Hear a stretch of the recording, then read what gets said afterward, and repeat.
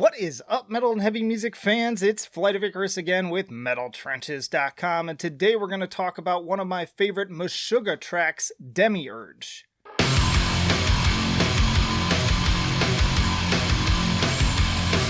And hey, if you'd like to be kept up to date with the best and brightest metal bands and albums from the underground and above, then stick with me by hitting that subscribe button down below. Yes, we are going to be talking about arguably one of Meshuggah's best tracks off of the album Koloss, which I feel like is greatly underappreciated, as I said in my Meshuggah tier list. And, you know, I thought about which song I really wanted to talk about the most when it comes to this band. And, you know, everyone does Bleed. I kind of wanted to do Future Breed Machine, but there's no music video to go along with that to kind of watch alongside. So, you know what? Demiurge seemed like a good way to go. So let's jump into it, and I'm going to skip around and talk about it as we go. This is not a reaction. This is me just talking about a band I love and one of my personal favorite songs. And this slow intro just builds the anticipation. I'll tell you too, seeing this live was ridiculous. Oh yeah, get ready, boy. Get ready.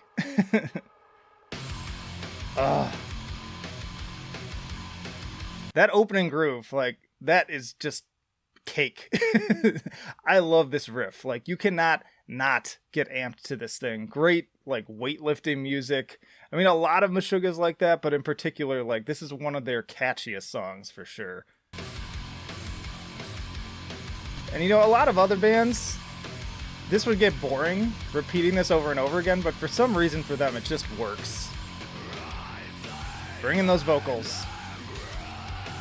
I want to address something right from the start, too, that when I hear people who don't like Meshuggah, and I used to be kind of one of them, too. I wasn't, like, super into them. There are certain songs I liked, but the most off-putting thing for me, and I feel like for a lot of other people, has been the vocals that I've heard brought up, because they've been described as kind of, like, monotone and very one note, and all the songs start to sound the same. What really made it click for me is they did an interview in some magazine, and they talked about how to them every instrument is a percussive instrument, including the vocals. And I felt like once I heard that, it just made sense. I was like, oh, like, he's just another drum. Like, his vocal cords are just another way to go with the beat, and that makes them unique. It makes them special, and I've learned to kind of adapt to it since then. I guess it is maybe sort of an acquired taste, but I really love it.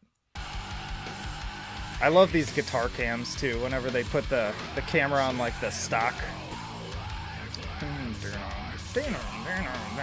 I love that little shift in the riff there. Keeping the groove going, but just, like, switching it up in terms of, like, the order of how the notes hit. This whole song is kind of that. Just variations on the same motif. God, those guitar cams are so cool.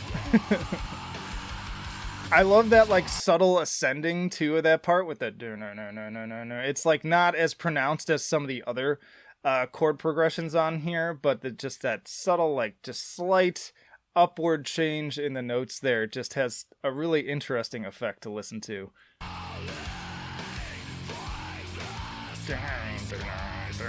Back again. Jen sounds fucking pissed on this song too. Not only would I put this in some of my, like, maybe top 10 potentially Meshuggah songs, but if somebody asked me, like, what Meshuggah song would you recommend to a new listener, this would probably be near the top of the list, because I feel like it's just very it's inviting. It's inviting, right? There's a lot of hookiness to it. It's very catchy. And yeah, it's a good starting point, I think. Let's get this transition here. Bringing in those little eerie backing parts. Love when they bring those atmospheric elements. From the very beginning, too. I just think Meshuggah is so cool, too, that from almost the very beginning, basically from Destroy, Erase, Improve, they had a fully formed sound. They haven't really deviated all that much from that since then. God, those drums, too. I haven't been talking nearly enough about the drums. Ooh, here we go. I need to go back to that part. But yeah, we should talk some about the drums. I just tend to be a guitar guy, so sometimes I forget. I love this riff.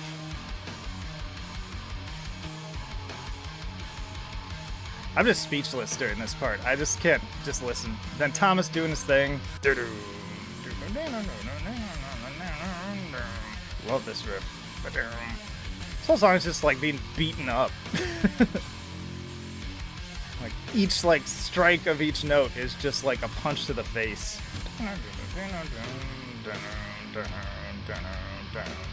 Back into it. There's been this whole movement lately too of this whole like, oh, all the songs are in 4/4 actually, and it's like that is such an underrepresentation of what they do. And I'm always just like, if you think it's so fucking easy, you go do it then. You go do it. It's like, yeah, there's a lot of 4/4 elements to their songs, but there's also like a shit ton of other stuff going on that is a challenge. Hell yeah, Jen's doing his Jen's face as usual.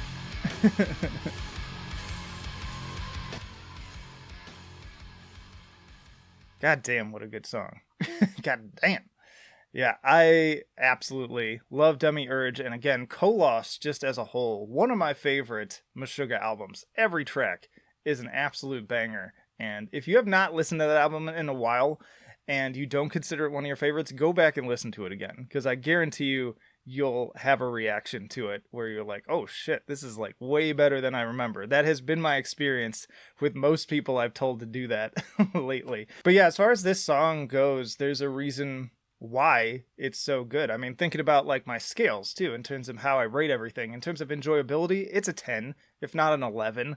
It's just over the top, fun, bombastic, super catchy, super hooky. Like I said, it's a great entry-level song, but also just it's fun every time I hear it. It never gets old. And then in terms of the musicianship, is it one of their most technical songs? No, but there's still a lot of really interesting, cool stuff happening in terms of the songwriting and the shifting patterns and how they do these little subtle variations on different things to keep things interesting while still keeping sort of that core element always driving you forwards. And then I guess on innovation, wouldn't score it that high in there. That's the one area where it wavers a bit. Again, I would give something more groundbreaking like Future Breed Machine a higher score in that area, maybe something like I. But that aside, like this just encapsulates what I love about this band and why they're so enjoyable, and they are just as good live. Like, it's impressive that this far into their career, I got to see them when they were on tour with Code Orange, and they tore the place apart. Like, literally, I was on a venue that's on the second floor, and you could feel the ground just like bouncing up and down. Like, it was a little bit scary to be honest. But yeah, that is my thought on Demiurge. Now let me know down in the comments, what do you think about this song? What's your favorite part? Throw some timestamps in there. And then what other Meshuggah tracks should I check out? I've also done another one for best tracks for Opeth for the song The More. And I'm just interested in, as far as the favorite bands of my audience go, and there's been a few of them when I did the poll, what other tracks and bands would you like me to cover? As always, stick around too. There's plenty more videos for you to enjoy. Also, full album reviews of new releases, interviews with bands on the podcast, tier lists, you name it, you've got it. So plenty of reasons to subscribe if you have not already. You can also chat with me and several other metal content creators on the Discord and support me on Patreon. But that'll do it for now. Vlad of Icarus signing off. I will see you in the trenches.